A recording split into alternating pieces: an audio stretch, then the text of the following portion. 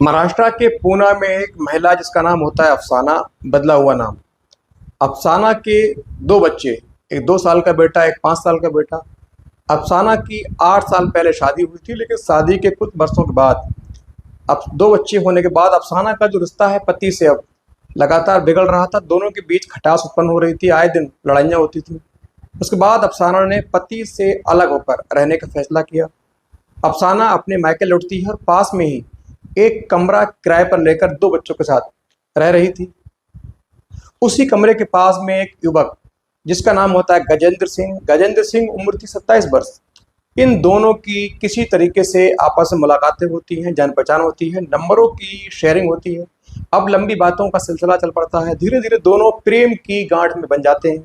दोनों के बीच प्रेम उत्पन्न हो जाता है। लेकिन कुछ दिनों के बाद ये अफसाना गजेंद्र के बच्चे की मां बन जाती है। लेकिन गजेंद्र बच्चे को हटाने के लिए अफसाना को एक अस्पताल भेजता है। वहाँ अफसाना की डॉक्टरों की लापरवाही के चलते मृत्यु हो जाती है।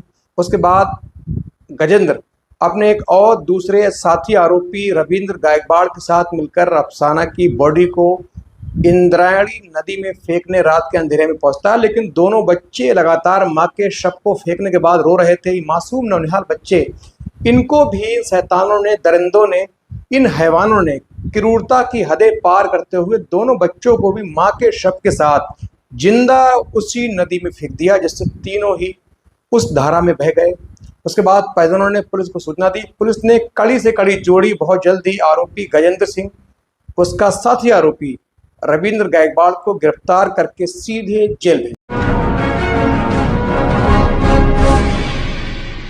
दरअसल ये जो हैरत अंगेज सनसनीखेज जो घटना है महाराष्ट्र प्रदेश की है। महाराष्ट्र प्रदेश में पूना जाना माना शहर है। पूना के पास की रहने वाली अफसाना, जिसकी उम्र होती है 25 वर्ष, उसकी शादी लगभग 7 से 8 वर्ष पहले पास के ही गांव में हुई थी। दोनों की शादी को धीरे धीरे वक्त गुजरा। अब अफसाना के 2 बच्चे हुए। 2 बच्चे होने के बाद अफसाना की जो रिश्ता है पति के साथ, वो लगातार धीरे धीरे बिगड़ रहा था। अब जिस तरीके से वक्त आगे बढ़ रहा था, उसी गति से अफसाना का पति के साथ जो अनबन है वो आगे बढ़ रही थी। दोनों के रिश्ते में खटास उत्पन्न हो गई थी। दोनों में ही लगातार आए दिन झगड़े होते, लड़ाइयाँ होती। अब वक्त गुजरने के साथ साथ दोनों के रिश्ते में दरार इस कदर आ जाती है कि दोनों साथ ना रहने का फैसला करते हैं। बिन तलाक के ही अफसाना है, दोनों बच्चों को लेकर अपने मायके लौटती है और मायके के पास में ही एक रूम किराए पर लेकर वहाँ रहने लगती है। वहाँ रहकर ही किसी तरह अपने बच्चों का जो पालन पोषण कर रही थी। पारिवारिक जो मदद है, मायके से माता पिता की ओर से मदद भी मिल रही थी। लेकिन धीरे धीरे अफसाना की जो नज़दीकियाँ हैं, पास के रहने वाले गजेंद्र सिंह जो पास में रहा करता था, उससे इसकी आंखें चार होती हैं। दोनों के बीच अब धीरे धीरे आए दिन आंखों ही आंखों से मुलाकातें होती हैं। धीरे धीरे दोनों की नंबरों की, फ़ोन नंबर्स की शेयरिंग होती है। अब दोनों लंबी बातें करते हैं। दोनों के बीच गहरा प्रेम उत्पन्न हो जाता है। दोनों ही प्रेम की जो गांठ है, धागे से गांठ में बंध जाते हैं। दोनों के बीच प्रेम उत्पन्न हो जाता है। अब दोनों आए दिन बाहर मिलते थे। दोनों के बीच मौज मस्ती चल रही थी। दोनों के बीच फिजिकल जो अटैचमेंट है वो शुरू हो चुका था। अफसाना एक तरीके से गजेंद्र को अपना पति मानकर पति की तरह उसके साथ रह रही थी। लगभग 2 साल तक इनका रिश्ता चला आया। 2 साल होने के बाद अचानक एक दिन अफसाना के पेट में दर्द उठता है। वो सीधे महिला डॉक्टर के पास पहुंचती है। महिला डॉक्टर चेक करती है, कहती है आप तो प्रेग्नेंट हैं।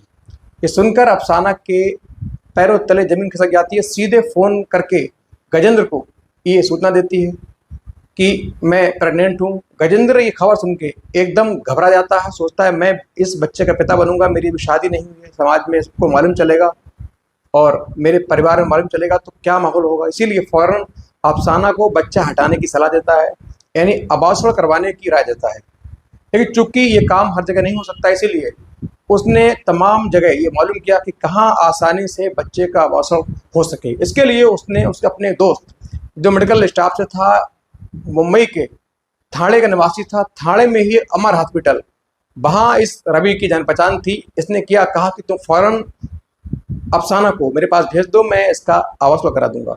उसके बाद रविंद्र जो गजेंद्र है, आरोपी गजेंद्र खुद न जाकर सीधे अफसाना को फ़ोन करके रवि का नंबर देता है। फिर अफसाना दोनों बच्चों को लेकर सीधे बस द्वारा ठाणे पहुंचती है। ठाणे के बाद ये रवि से मिलती है। रवि गायकवाड़ इनको लेकर सीधे अमर अस्पताल पहुंचता है।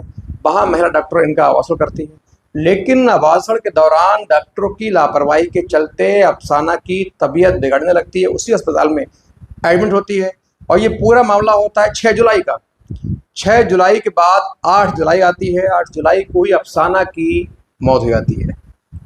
जब मौत होती है तो रवि फौरन इसकी सूचना आरोपी जो प्रेमी गजेंद्र है उसको देता है। गजेंद्र के हाथ पांव फूल जाते हैं, उसके पैरों तले जमीन खिसक जाती है। उसको समझ नहीं आ रहा था करे तो क्या करे। इधर रवि लगातार गजेंद्र पर ये दबाव बना रहा था कि जल्दी आकर इस बॉडी को अपने सुपुर्द लो, वरना मैं फंस सकता हूं और मैं किसी तरीके से कानूनी पचड़े में फंसना नहीं चाहता। लिहाजा फौरन जो गजेंद्र है वहां से निकलता है, फौरन ठाणे पहुंचता है, अस्पताल पहुंचता है, बॉडी को अपने हवाले लेता है। उसके बाद सीधे ये दोनों प्लानिंग करते हैं कैसे बॉडी को ठिकाना लगाया जाए। अब ये दिन भर सोचने के बाद इनके मस्तिष्क में एक प्लान आता है। ये शैतान सोचते हैं कि कहीं एक नदी में इस लाश को अगर बहा दिया जाए तो लाश बह जाएगी, दूर चली जाएगी, मिलेगी भी नहीं। इस तरह से हमारा पीछा छूट जाएगा, हम पुलिस की जो पूछताछ है, जो जेल है, सबसे बच सकते हैं। लिहाजा दोनों इसके शव को लेकर एक वाहन के सहारे, अपने निजी वाहन के सहारे इसके शव को लेकर, दोनों बच्चों को साथ लेकर इंद्रायणी नदी की ओर बढ़ता है। बढ़ते बढ़ते रात हो जाती है। चूंकि वक्त 9-10 के बाद लगभग 11 बजे का वक्त होता है रात के। चूंकि काफ़ी अंधेरा होता है और ये नदियाँ जो हैं काफ़ी शहरों से दूर होती हैं, अमूमन जंगल में होती हैं, इसीलिए वहाँ भीड़ भाड़ होने का डर नहीं, ऊपर से रात का वक्त। ये फौरन दोनों नदी के पास सबको लेकर पहुँचते हैं और सीधे सबको एक झटके में ही उसी नदी में फेंक देते हैं। और दोनों बच्चे जो साथ थे पूरी घटना देख रहे थे। बच्चे माँ के शव को नदी में फेंकता देख दोनों बच्चों के मुंह से चीखें निकलती हैं, वो चिल्लाकर माँ माँ कहकर रोने लगते हैं। तभी ये दरिंदे सोचते हैं यदि इन बच्चों ने गवाही दे दी तो फिर हमारी सारी उम्र जेल के सींचों के पीछे कटेगी। लिहाजा इन्होंने सोचा, इन दरिंदों ने, हैवानों ने, शैतानों ने, नीच लोगों ने सोचा क्यों ना इन बच्चों को भी इसी नदी में फेंक दिया जाए। और क्षण मात्र में इन दोनों शैतानों ने हैवानियत की, क्रूरता की, शैतानियत की हदें पार करके उन दोनों मासूम नन्हें दूध पीते बच्चों को एक एक हाथ से पकड़कर सीधे माँ के शव के बाद उसी जगह पर पानी में जिंदा फेंक दिया।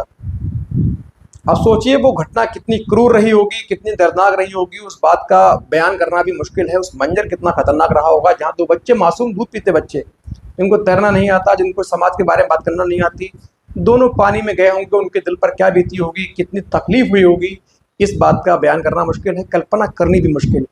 उसके बाद दोनों शैतान वहाँ से सीधे निकलते हैं और अपने अपने घरों जाकर अपने अपने कामों में लग जाते हैं जैसे कुछ हुआ ही नहीं। इतनी बड़ी घटना करने के बाद दोनों शैतान ये इस तरीके से रह रहे होते हैं कि कुछ हुआ ही नहीं। इधर जब 2-3 दिन गुजरने के बाद अफसाना घर नहीं पहुंची तो इसके मायके वालों को चिंता हुई।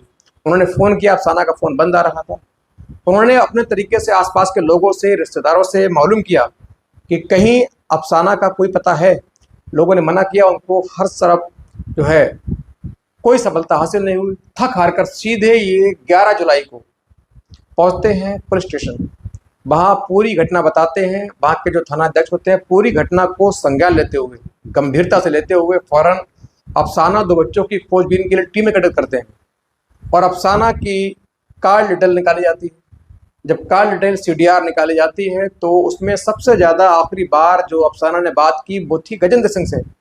अब बहुत जल्द पुलिस टीमें भेजकर गजेंद्र को गिरफ्तार करती है, उससे पूछती है। और शुरू में तो पुलिस को भ्रमित करता है, लेकिन पुलिस की सख्ती से पूछताछ करते, क्योंकि पुलिस अब तक समझ चुकी थी कि कहीं ना कहीं जो इस घटना जो मिसिंग होने में जो हाथ है वो कहीं ना कहीं गजेंद्र सिंह का ही है। लिहाजा पुलिस अपने तरीके से पूछताछ करती है तो गजेंद्र बहुत जल्दी टूट जाता है। अपनी पूरी घटना जो बयान है पुलिस को सुनाता है। उसकी कहानी सुनने के बाद पुलिस कर्मियों के भी हक्के बक्के होश फाख्ता हो गए कि इसने किस तरीके से एक महिला को फेंकने के बाद 2 मासूम बच्चों को पानी में फेंक दिया। उसके बाद ये कहता है कि मैंने अपने दोस्त रवि गायकवाड़ की मदद ली।